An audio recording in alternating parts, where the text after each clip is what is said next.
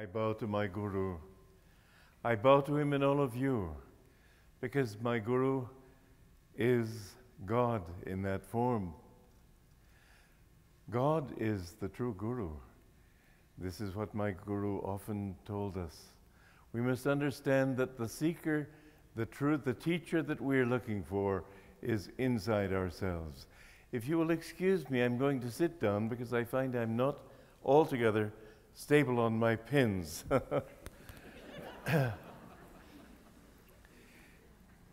I grew up in Europe during the interval between the First and the Second World War. I was born in 1926, just a little less than 10 years after the end of the First World War. And I remember going through Nazi Germany, and I was in Austria when the Nazis first came in. I remember in Vienna there was a lot of fear then. We weren't allowed to say anything in the restaurants for fear that somebody would overhear us and report whatever it was. And there were all these Nazi officers walking in the streets and saying, "Heil Hitler," and I'd say, "Hi there." But it was not an easy time. My brother was in a train compartment as we were going through Germany once, and somebody, he had a roommate, and at the border the Gestapo took him and put him in a concentration camp. Those were very difficult times. Back after the First World War, somebody said that I feel that there's going to be another war and I don't want to be around when it happens. And so he spent years looking all over the world for some place that would be safe and secure. And finally, in 1938, he bought land on the island of Guam.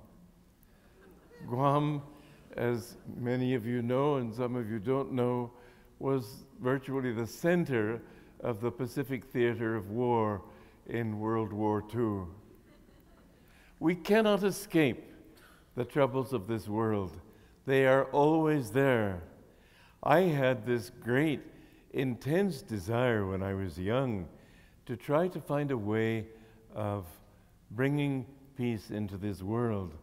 I didn't want it just for myself, I wanted it for others. And I hit upon a solution which I have fulfilled in my lifetime. At the age of 15, in 1941, I decided that what we needed to do was start a community that would be away from everything, and that when the world sort of bombed itself back to the caves, then we would be able to be a shining light and bring civilization back to the world. It was a romantic dream, but since then I have actually been able to, first of all, perceive the theoretical validity of it. I used to worry when I saw, I was born in Romania and the communists came in there. My parents were in Romania after the World War because my father was sent there as a petroleum attaché for the government. And many of our friends were sent to Siberia. The thought of communism, I did not see the good side of it. I saw the way it was actually practiced instead of the beautiful theory of the greatest good for the greatest number. This, unfortunately, is a sheer blind. The truth of it is that it's the greatest good for a few people and kill everybody who disagrees with you. And I found so many people, the only word that my father learned in Romania, basically of Russian, was "niet." No. You can't do this, you can't do that, you can't do the other thing. There is a much better way of improving this world and creating a better world. If you can offer people an example of a group who live together in peace and harmony, then others will see this example and say, "I like that, I like that way of living." And so 40 years ago, and this is our 40th anniversary of Ananda Village, I decided to start a community. I had wanted to for many years, but finally I was able to found it then. And it has been a marvelous experience, and I do urge all of you to come up and visit us. We have a branch community in Palo Alto, Sacramento, Portland, Seattle, Assisi, and outside Assisi in Italy, and we're forming one in Pune in India. But this example, which people view a group of people living together and living in harmony, living in happiness, living in peace, this is an ideal of peace that I would like to uphold before you. But I would like to say that peace begins with that last song, Home. Home is where you are. Home is your own inner self. And that's what I really want to talk about today. We are living in an age of very unsettled times. And the reasons are many. One is the very nature of the world in which we live. People always think, if I could just be left alone, then I would find everything I've been looking for. It does not work that way. Peace is not the absence of strain and worry, because there will be strain and worry. And if you were to find a place not in Guam, but some little Pacific island where nobody will come, or you could find, and there was a period in my life when I actually thought about going to the South Pole to be in complete seclusion there. Well, fortunately I didn't go there, but wherever you are, you have your own nature to contend with. And I found when I was trying to find what life is all about as a young person, as an adolescent, I found that the real problem I faced was me. Wherever I went, there I was. I'd wake up in the morning and stare them in their face. I just had to face the fact that if I was going to change anything, the first thing I needed to do was change myself. And then I discovered what a very difficult job it was, because the more I got down into my nature, first of all, I realized that I'm just a human being like everybody else, and I have the capacity for goodness and evil that everybody has, and it really worried me. I'd see a drunk and I'd think, but I'm not a drunkard, but I could become one. I could see a criminal. I have no inclination to be a criminal, but he's a human being, I'm a human being. Why couldn't I be? Why couldn't I have all the terrible qualities that the Gestapo had and the communist torturers have and so on? I don't see it in myself, but how do I know? What security do we have that we are really going to be all right? Who knows what kind of temptations might come our way? I didn't see myself as being those things, but I thought, there, but for the grace of God go I. Those are my own self in that form. Everybody, in a sense, is specializing on behalf of the whole human race in being himself. Everything that anybody has ever accomplished or been, everybody has that potential also. You have the potential to be the greatest composer, the greatest Einstein, the greatest scientist, or the worst, the most heinous criminal in the world. Everything is latent in human nature. And I thought, well, I'm trying to improve myself, but I work on some little quality here, and I'm taking away energy from there, and that quality comes up. And then I'd rush over there to try to push it. It's like, sort of like trying to wash a shirt, and there's a bubble in the shirt, and you push it down here, and it comes up over here, and you rush there, and it comes up over here. And I realized that you just can't overcome it that easily. And I finally reached the point. And this is a point that most people think of in vague terms, but I came to understand that what I wanted was God. That without God and without help, I was pretty lost. I just would never be able to, in one lifetime, what can you accomplish? And so it was that when I came upon Autobiography of a Yogi in a New York bookstore, it was a great blessing for me. It was a sort of thing that God himself took a hand in, because I had never heard of Indian teachings. I knew that India existed, but I didn't know anything of Indian philosophy. I'd never read any of it.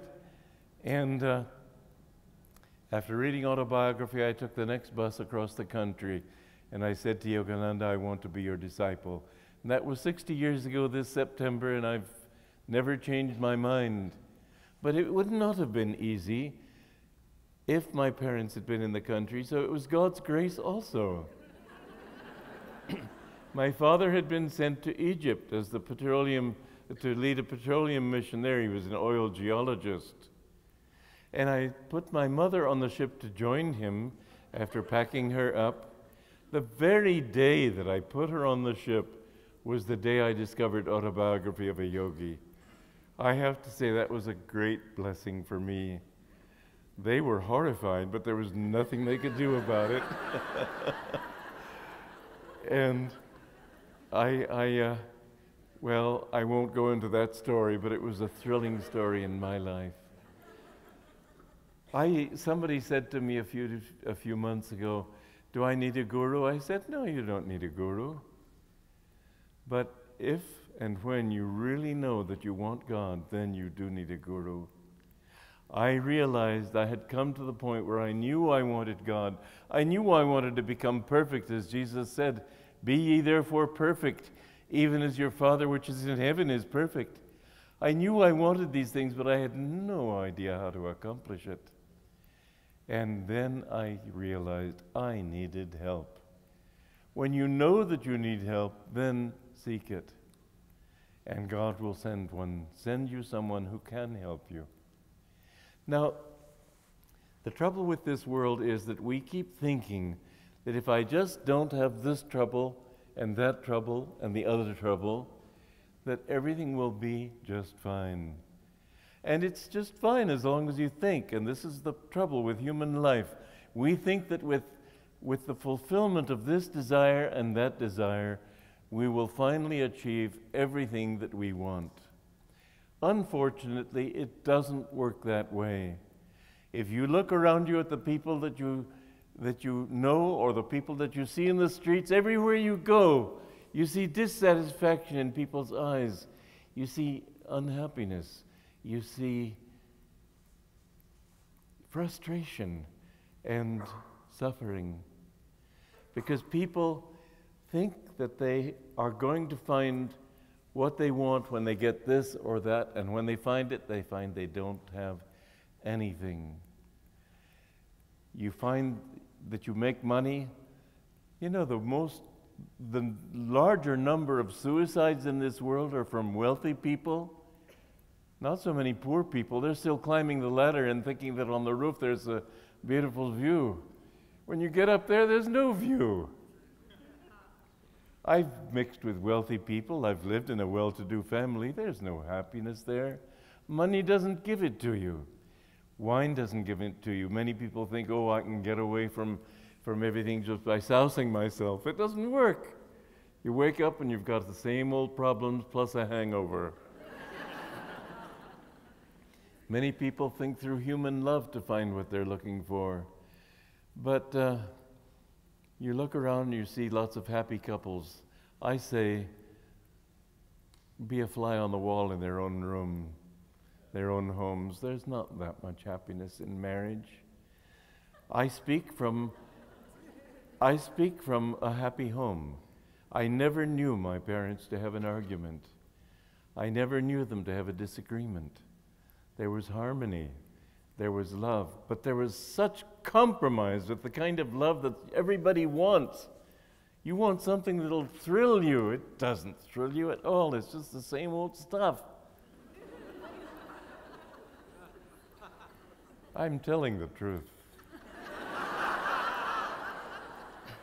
You will only find what you're looking for when you've gone into your own home, inside yourself.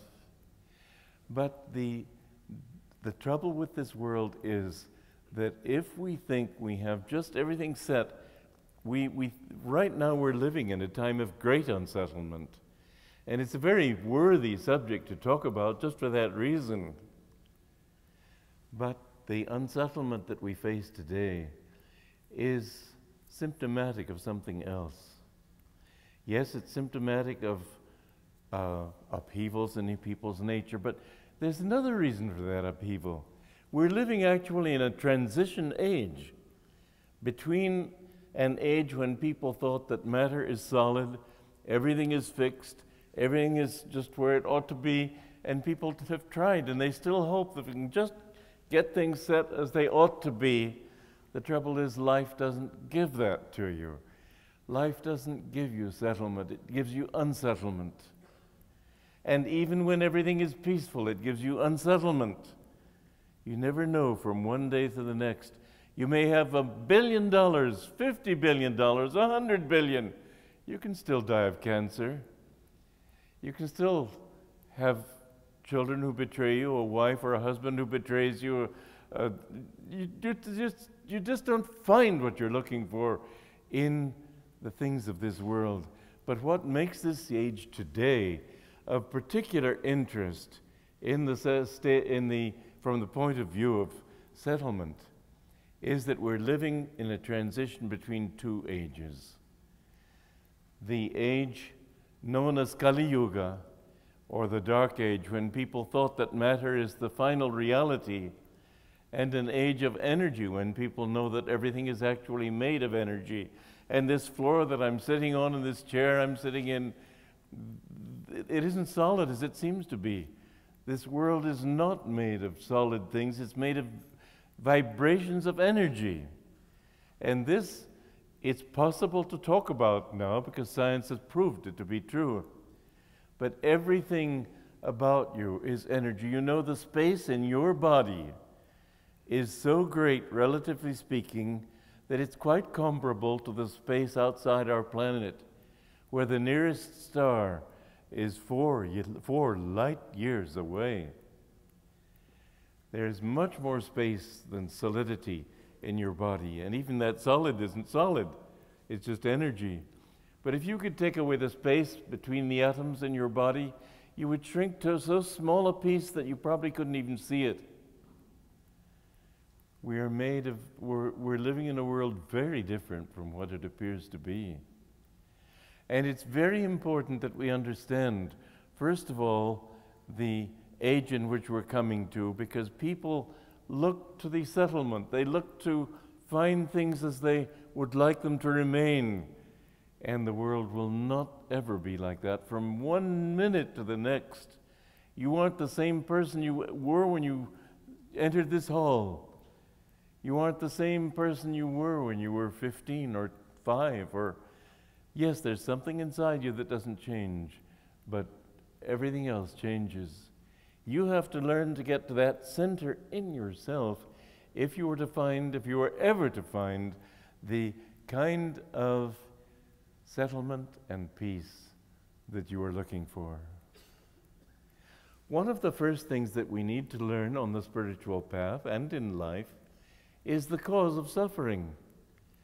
Suffering comes when things are not the way you have defined they ought to be. That's all it is. I remember I broke a tooth in Assisi in Italy, and I went to the dentist. It was a front tooth, and he said, well, you've broken it off right at the gum. We're going to have you come back several times.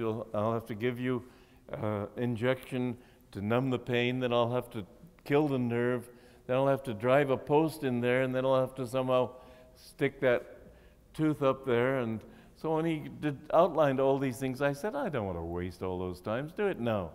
He said, but then I can't give you anesthesia. I said, I don't want anesthesia. And he thought I was crazy. But in fact, suffering is defining things as they ought to be and finding that they aren't like that.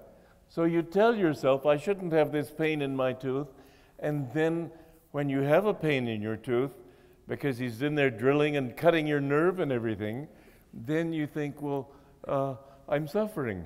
Well, if you can get rid of that thought, you find you can take anything. And so he drilled in there, and I think he was trying to prove his point, because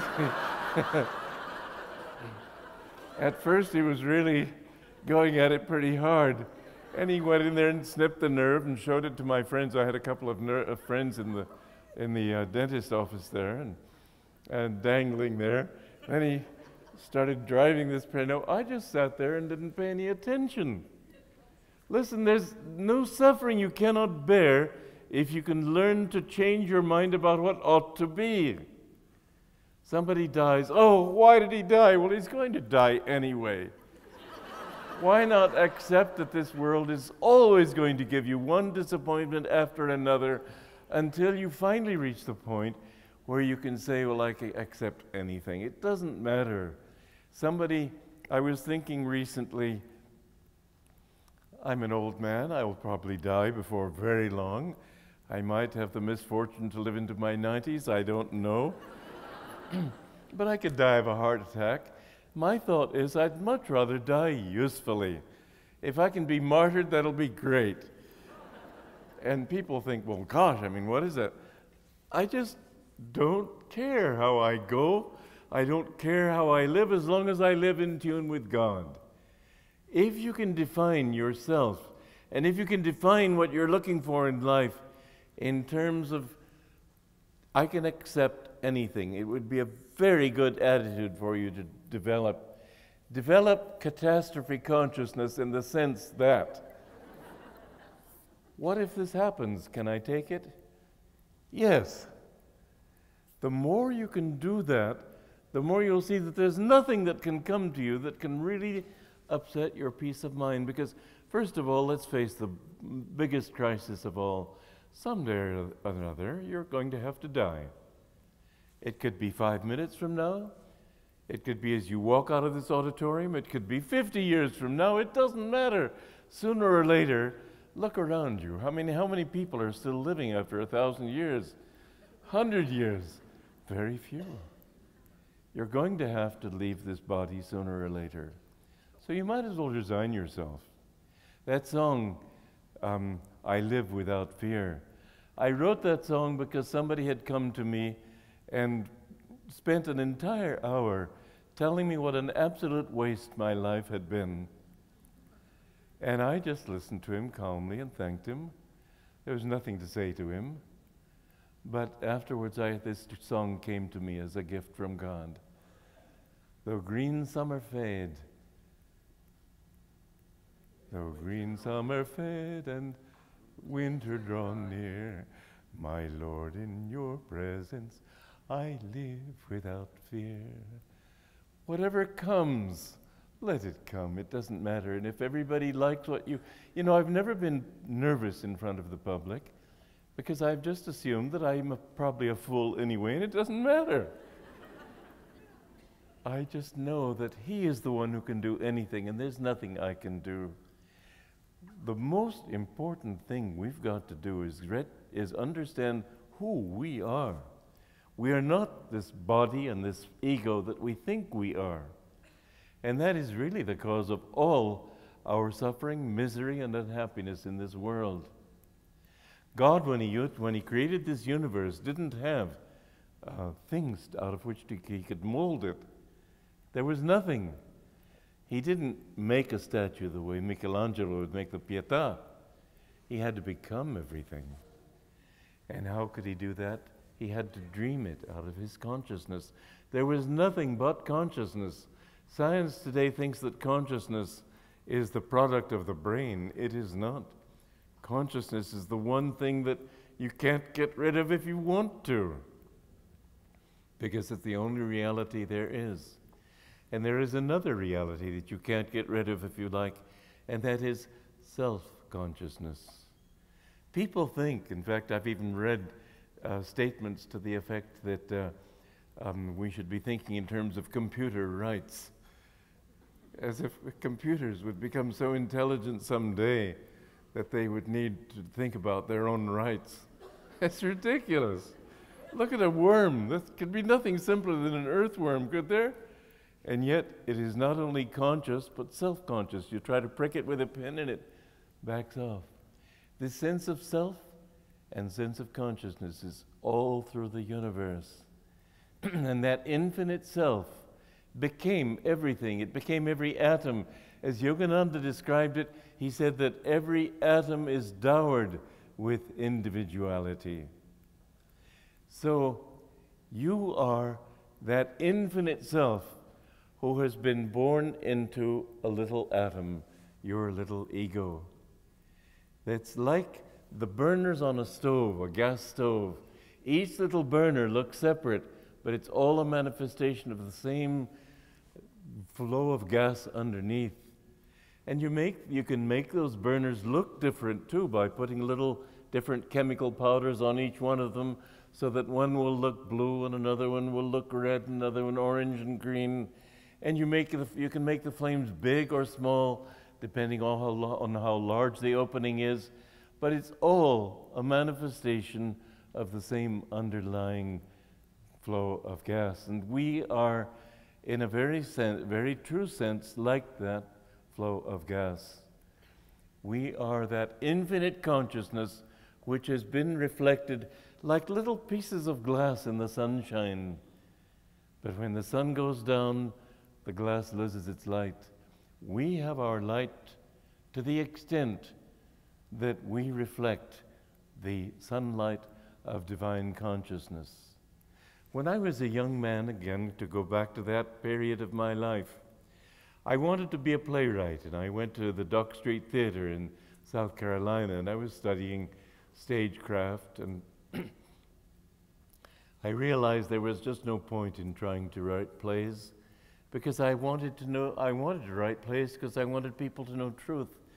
And I realized I didn't know truth, and so why flood the world with my ignorance? And I gave up writing. I would look at a page and write page 1 or a book, chapter 1.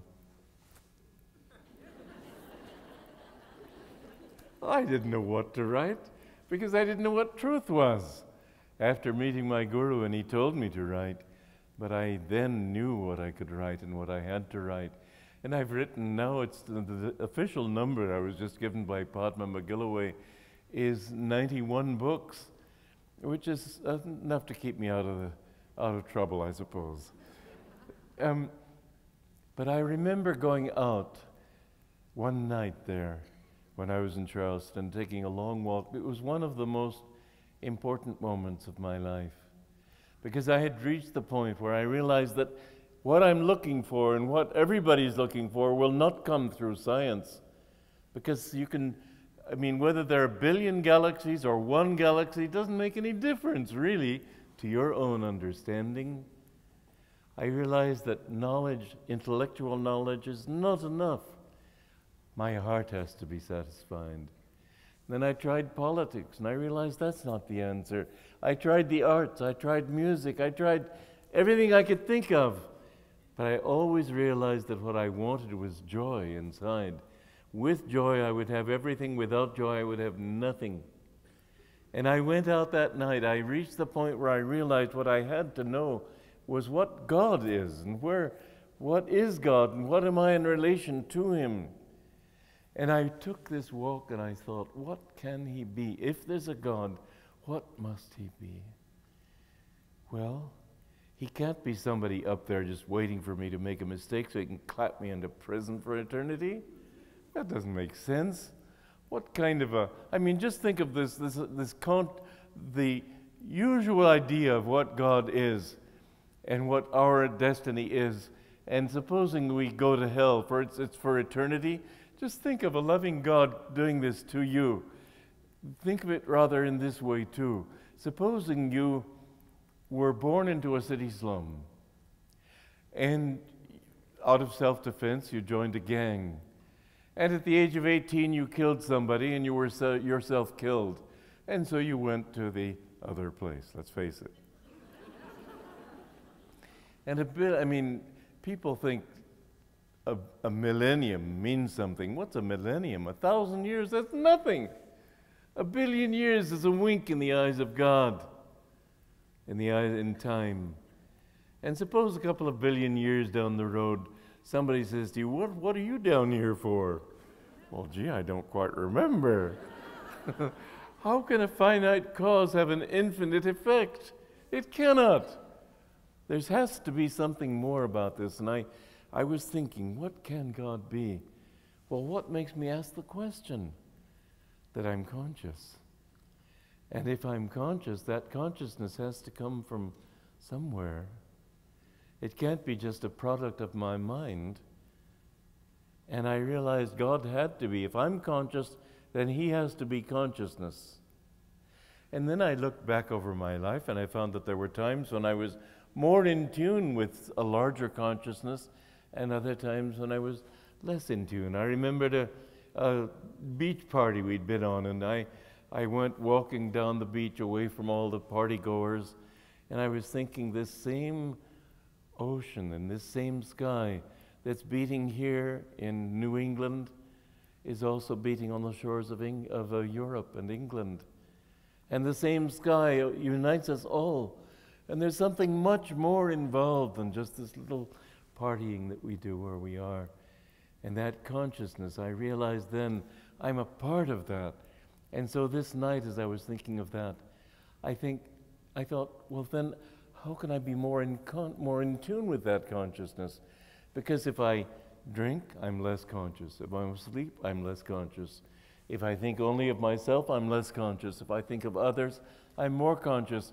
And I began to realize that the whole goal of life is to become more conscious, more in tune with that greater myself of which I am such a tiny little particle. And that is what all of you are. You are little bits of glass shining in the sunlight. And you don't have peace because you don't know where that light comes from. You think it's somewhere outside, and you think I'm going to find it in money and sex and power and fame, in all the things that people look for. And the ways of deluding ourselves and thinking that we will find it in this thing and that thing are infinite. There's just no end to how many things you can look for. One lifetime doesn't do it. It takes one lifetime even to overcome some really bad habit like being a drunkard. Just think how much you can accomplish in 60, 80, 90 years. Nothing. It takes a long time to get out of this delusion and to realize that you are a child of God. The goal of life is to know who and what you really are. You are a child of the infinite. You are made in His image, and the goal of all religions is to help you to understand who and what you really are. God is not up there, He's inside you. And when you've discovered that God inside you, you discover He's everywhere. But what keeps you from understanding that is a whole bundle of self-definitions that you carry with you wherever you go, and you keep adding to it. You get born and you have a human body, and you have to take care of this body, and you have to pamper it and feed it and exercise and give it air and defend it from attack. And bit by bit you begin to feel very concerned about this body. And it's a male body, it's a female body, it's an American body, a French body, an Indian body, all these different bodies that you may, all these different self-definitions that you may accrue to this body. And finally the time comes when you know you've got to go and you think, I've got to leave it all. It was never a part of you in the first place. You are always that infinite one who came for a while and then leave. We must, if we're going to find peace in this world, we must first of all adjust ourselves to the possibility of calamity. Calamity will come. Calamity is coming. It's coming just around the corner right now. I believe we're on the edge, on the eve of a very serious depression. Whether I'm right or not, I don't know, but something's going to go wrong. You can lose your home, you can lose your job. And if the whole country's losing it, or if you alone have lost it, it's still the same tragedy as far as you are concerned. What will you do if you suddenly find you can't take care of yourself? What will you do if you find you're suddenly ill? It pays to be calamity conscious in this sense only, to realize that there's a center inside yourself that can remain unshaken amidst the crash of breaking worlds. This is how my Guru put it. When you can see that it doesn't matter if I'm ill or if I'm well, if I'm sick or dying or everything is going beautifully, sooner or later it will go wrong, and this is the nature of this world. You've got to realize that you're living on a sea, and you can never reach the point where one wave remains there. It'll always come down, and life is always a movement of ups and downs, and it's a fact that you cannot change. Therefore, you need to, first of all, learn to develop even-mindedness. It does not mean to be apathetic. It doesn't mean that when you see a beautiful sunrise or sunset, you say, oh God, another sunset. Oh, you love beauty. This is one of the things that I have found in India that many people make a mistake about. They think you're not supposed to enjoy anything. You're supposed to enjoy everything, but with the joy of God. In other words, where do you ever enjoy? You always enjoy it in yourself. You see a beautiful sunset, and you are able to enjoy that beautiful sunset if you're feeling well, but if you don't enjoy it. If you're hungry, you're thinking not of the sunset, but gee, that looks like an omelet, doesn't it? A turtle can look at a sunset and just wonder if it's good enough to eat. There is something in everything that you enjoy in this world that begins right here. And if you can understand that truth, then you can enjoy everything. So that even when people are drilling your teeth or doing things to you, you can enjoy. I went into the hospital back on December 1st of last year for a major operation. They took out about this much of my intestines. And I went in there feeling absolutely blissful. Because I thought, well, if this is what God wants, fine. If He wants to take away this body, fine, doesn't matter to me. And I went in there. In fact, I was singing a song to some friends of mine just as I was on the stretcher to be taken in. And I said, you know, it's strange, my voice has become so deep in these last months. None may linger on the way, none may coax time to stay. And I was laughing about this fact of my voice having become so deep. And I went in there and just didn't even think about it. So let them put me under, let them rip my intestines out. Who cares? I'm not these intestines, for heaven's sake. I'm not this body.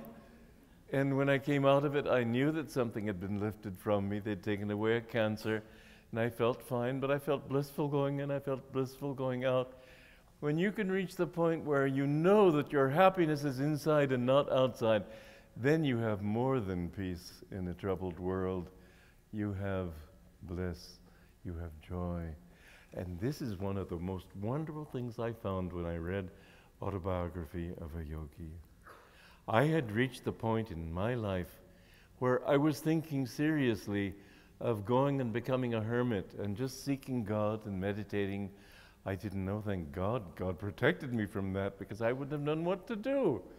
But still, that was my thought. And I thought that if I can find peace of mind, that's enough. And when I read Autobiography of a Yogi and found the infinite joy that is there for the seeking, you're all just this close to it. If only your attention were not inward and instead were not outward, but instead inward. It's inside yourself that you're looking. You know, every time you look for something and you fail to get it and you're disappointed, what do you do with that disappointment? Oh, you sink into yourself. That's your solution. Your disappointment is your solution. Get away from that outward thought that I can find it, if I can just get enough money together, if I can just get this bank loan, if I can just look at the TV commercials. It's just amusing to watch them jumping up and down because they won a lottery or or because they got this beautiful Twinkies, or who knows what else. I know when I was in Charleston, because I have a decent voice, I thought of becoming an announcer, but I found it absolutely impossible to get excited about Pepsi-Cola or whatever it was. So I found, no, I can't. I cannot speak if I cannot be sincere, and so I could not be an announcer. But you must try to think in terms of who you are, where you are. You are always right here, wherever you are. You can go to the South Pole, you can go to India, you can go to the South Sea Islands. You'll always be the same old self. So why not rejuvenate that self? Why let it be the same old self? Some people, Yogananda used to say, are just psychological antiques. And when they go to heaven, the angels say, oh, here's another antique, better send him back there. But you've met people like this, and I hope you are not one of them. Well, what I always say to people is, and they repeat, why not let every moment be new in your life? You'll find that it can be exciting that way. You don't know what's going to happen. And when it does come, you don't say, oh no, it shouldn't be that, it's got to be this. Just let it be, flow with it. And in fact, that's the kind of age we're coming into now. You know, Swami Sri Yukteswar, the guru of Paramhansa Yogananda, he explained a very ancient system in India. It's known as the system of yugas. And it may sound like absolute nonsense to people today, but if you can first of all get into your heads that this universe is really made of consciousness, it's a manifestation of consciousness, then that consciousness brought everything into existence in ideas and then in energy. And that energy then was able to vibrate grossly enough to create the appearance of matter. But if you can realize that this whole life is really only a dream, and it seems so logical. I remember one time I had a dream in which I was flying. And I thought, well, gee, people don't fly. Maybe I'm dreaming. And so I tried logically to figure out whether I was dreaming or awake. And logic finally brought me to the conclusion that I was awake. I was just doing something very unusual. And what was my surprise when a moment later I woke up?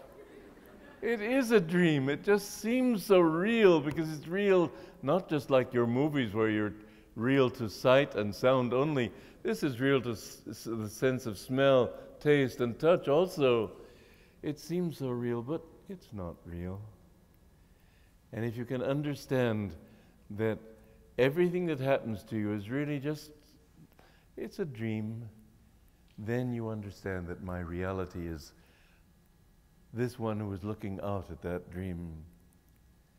You are, you know, a very interesting thing.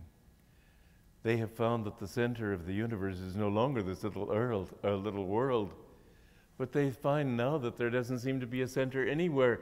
And the deeper truth of that is that God, truth, reality, is center everywhere, circumference nowhere.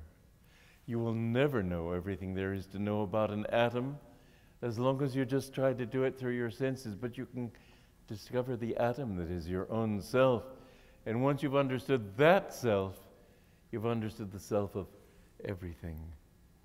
This is the incredible thing. How can you find the reality behind this vast universe with 100 billion galaxies, each one with 100 or 200 billion stars?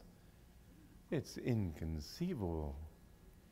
But if you can understand that you are the center of that universe, if you can get down to who you are at your root, and it's really quite a simple thing to do. Easy? No. Simple? Yes. There's a difference. It takes a long time, it's hard work, but once you're out of it, you think, good God, what was all the excitement about? Of course this is what it's about. And when you reach that, then you realize that you are everything, that you become God. This is the goal of life. You know, when Jesus Christ said, I and my Father are one. The Jews around him, the Pharisees, were accusing him of blasphemy. Did Jesus say, my Father said so and you'd better believe him or you'll go to hell? No. He said, don't. Your scriptures tell you that ye are gods. Everyone in this auditorium and all the atoms you're sitting on, for that matter, and the seat you're on, it's all God. And if you can understand that that is what life is all about, then you discover that nothing can touch you because you're untouchable. You're beyond everything. God is in everything, God is everything, and yet he's not touched by anything. And this is how we must learn to be. Get rid of this hypnosis that you're an American, that you're a man, that you're a woman, that you're young or you're old. These things are not who you are. If with everything that you experience in life, tell yourself, I'm experiencing it here. When things go well, let it be. I remember there was this one boy at Mount Washington. He was a fellow monk of mine who was plunged into moods after moods. I said to him, look, don't feel too badly. In another 40 years, it'll all be over. That was enough to plunge him even deeper. But you know, it's true. Nothing is going to last forever. And 40 years is really not the truth. The sun shines today and tomorrow it's raining. Well, I wish it would. But the truth is that everything changes from day to day. Everything is just up and down. This universe was created on the principle of Dvaita, duality. And there cannot be. How did God bring this vast consciousness of himself into manifestation? By creating vibration. And vibration means movement in opposite directions from a state of rest in the center.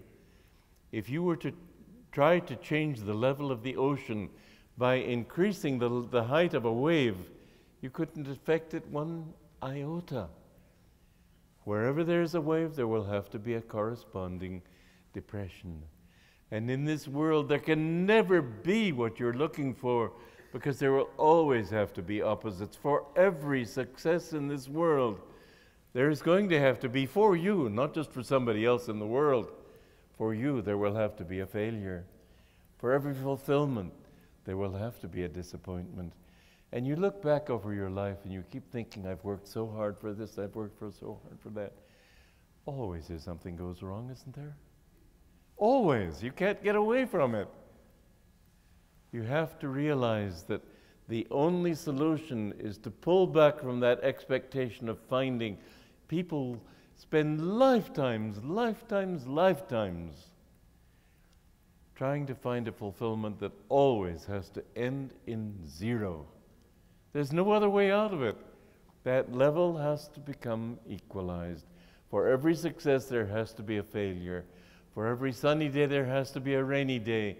For every joy, there has to be a sorrow. This is what your life will be. And the more you react to good things, oh, wonderful, wonderful, the more you're going to find yourself going into a hangover the next day of how depressing it is. This is the nature of reality, and you can't get away from it. When you find that it just doesn't matter, and you're willing, you must first of all persuade your mind that I can take anything. If people want to kill me, stab me, let it be. The only reason I suffer is because I think it shouldn't be.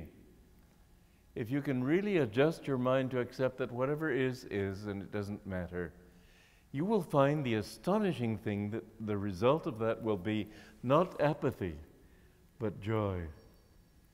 You will find yourself feeling joyful all the time, no matter what happens to you. And the same thing with love. You think you're going to find it from this person, but always it lets you down in the end, if only because that person dies. But human love is such a compromise anyway, with this something in the heart that longs for perfect love. It doesn't exist anywhere except in the infinite. But when you can find that love inside, then you find that you love everybody, because you love him and you see him in everybody. Here's a very good reason for loving everybody. Everybody in the world is looking for the same thing you are. We all are looking for happiness. We think we're looking for power. We think we're looking for happiness in money or fame or all the things people look for. And when they fail to find it one way, they find it in a new way, but they always think they're going to find it that way, but they never do. And yet, when you found your inner self, you find it everywhere. Everybody is looking for happiness, and they don't know it. They think that they define happiness this way and that way, but when they give that up, they still keep on searching happiness. Think, well, I didn't find it in fame, maybe I'll find it in money. No. You will never find it in things, because things change. Things are outside yourself. When you can understand that the joy that you are seeking is your own inner self, then you find you can love everybody, because you see that everybody's looking for that same thing. And as you feel compassion for yourself, looking back at all the mistakes you've made, so can't you feel compassion for other people too? You see that they're just making mistakes. Somebody comes up and holds you up and shoots you, and in the astral world you can say, well, poor fellow, he'll have to suffer for it, but it won't last. Really, it sounds extreme when I put it that way. But the truth is that even the worst mafioso is seeking happiness, and the poor fool doesn't know how to find it yet. He will come to the point where he does know, and he'll become a saint. A saint is a sinner who never gave up. This is what Yogananda said.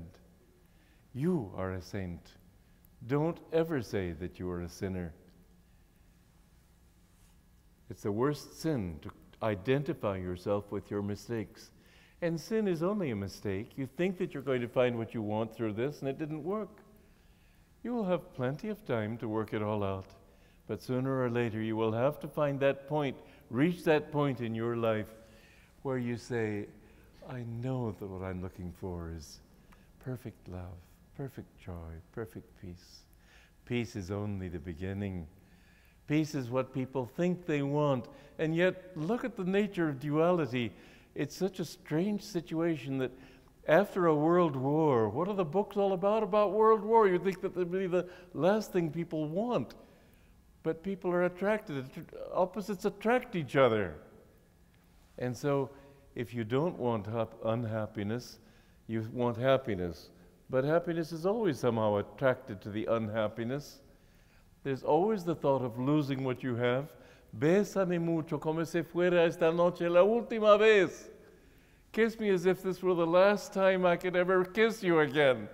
This is what life is, that even in the midst of your happiness, you know you're going to lose it.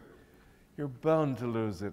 And in the midst of unhappiness, there's always that sort of lingering thought that, well, I bet I'm suffering more than he is. There's somehow in the midst of suffering, you know, at one time many years ago, I bought a dictation machine. I was in New York, and the man recorded onto this dictation machine to make sure it worked. And that night, I went to Carnegie Hall, or no, it wasn't Carnegie Hall, anyway, a main hall for a symphony. And Raphael Kubelitz was directing the symphony. And in the middle of the Moldau of Smetana, I waited for a pause, and I thought, I wonder if this, although it's only a dictation machine, I wonder if it'll record at a distance. So I turned it up high volume to try to record, and then when there was a pause in the between two movements, I pushed the button. I pushed the wrong button. Hello, testing, 1, 2. So help me, he reached 4 before that sound which filled the whole hall. The conductor whirled around like this. Life's supremely embarrassing moments. If ever I had an embarrassing moment, it was that. And I noticed that in the back of my mind there was a congratulation. This is going to be a great story to tell. When things go bad, you almost pride yourself on how bad they are. all is equal in the end. You find in the end that the waves, whether they were going up or down, whether I was suffering or rejoicing, there's something inside that never changes. Most people have it buried so deep that they never find that joy. But once you become aware of it, you find that that joy is always sort of under the current, under all the different things that go on. When I was thrown out of SRF on my ear, it was the greatest tragedy of my life. I'd given my whole life to that way of life and to serving God through my guru.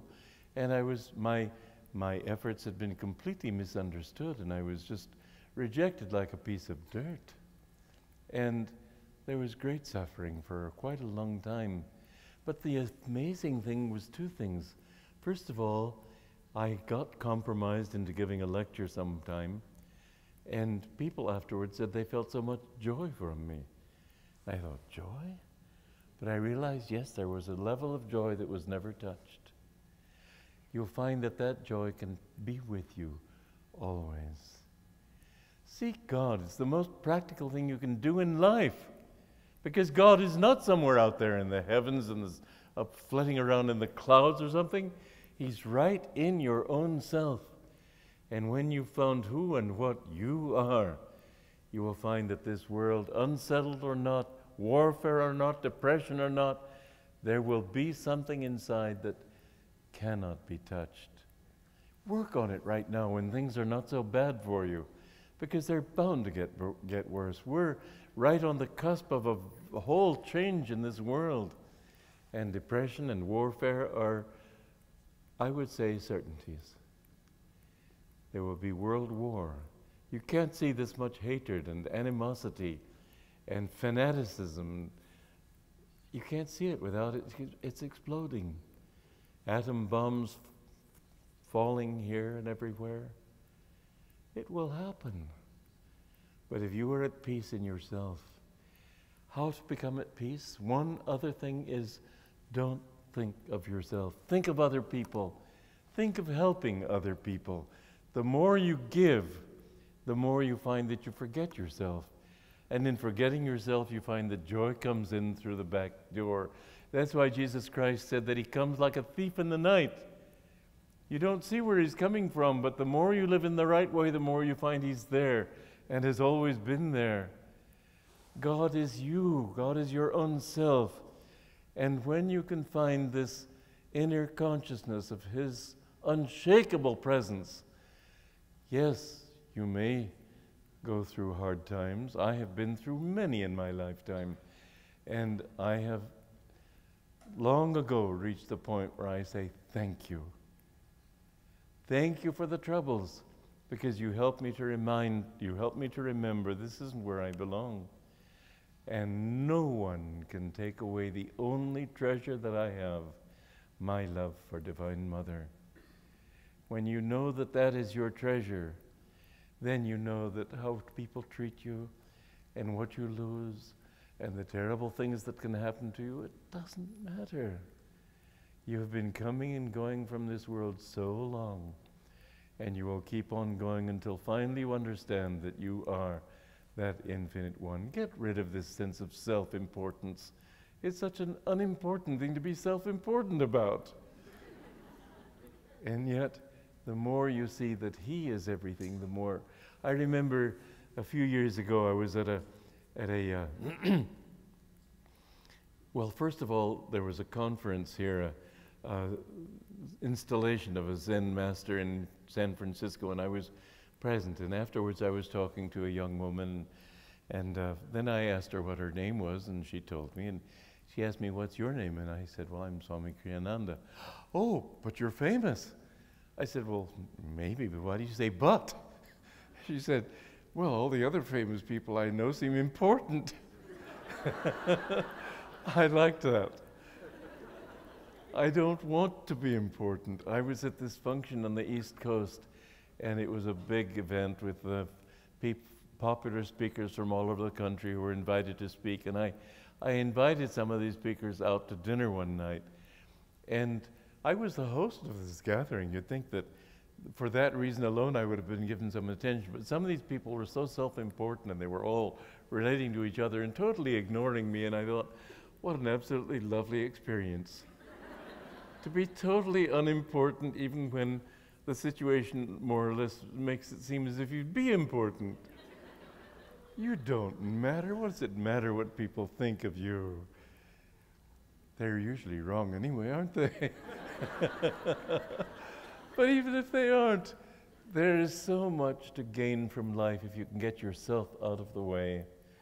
If you can realize well, I've found that I'm able to do things in this world just because I know I can't do them. But He can do everything. When I was young and trying to think how to be a writer, I'd see chapter 1, page 1, and I couldn't go any further. But when I find now that He can do anything, I find that it's amazing to me how in just even time itself can be banished. You can do a job in very little time if you let Him do it. Try to feel when you're cooking. Try to feel when you're walking. Try to feel when you take a walk at night with nobody around you and just feel that God is walking through your feet, walking through your hands. God is thinking through your thoughts. And if there's a dog barking, think God is barking through that dog. Maybe He has a message for me. And the more you can share your thoughts with God, there's a beautiful, he was a Christian missionary, Frank Laubach, a great man. I got to meet him before he died. And he wrote a book called Letters of a Modern Mystic, in which he said we must think of God in the second person. Don't think He, think you.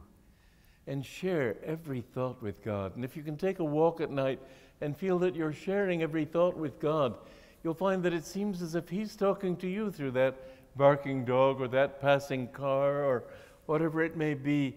You suddenly realize that He's everywhere and that in everything He does have some special mission message for you.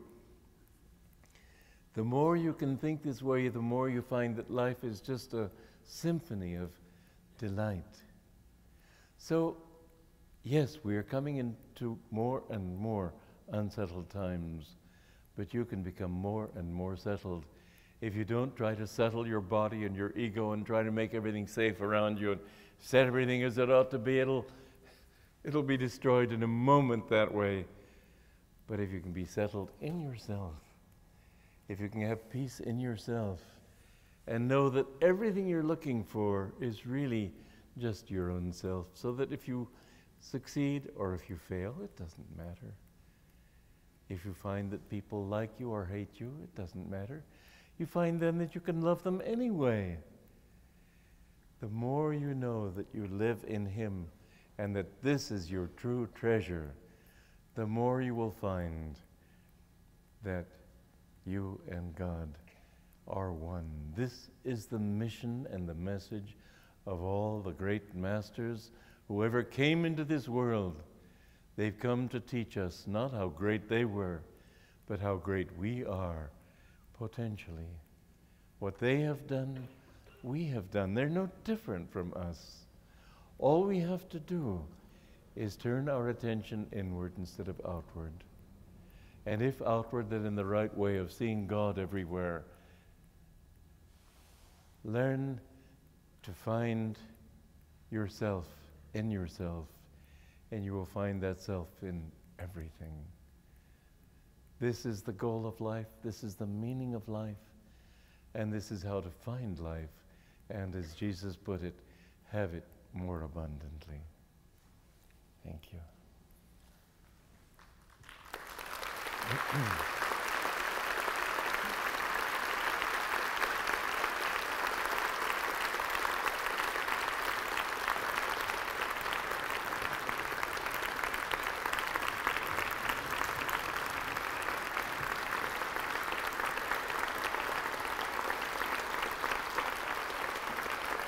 I'm going to ask the choir to come up, and we'll sing one song to you.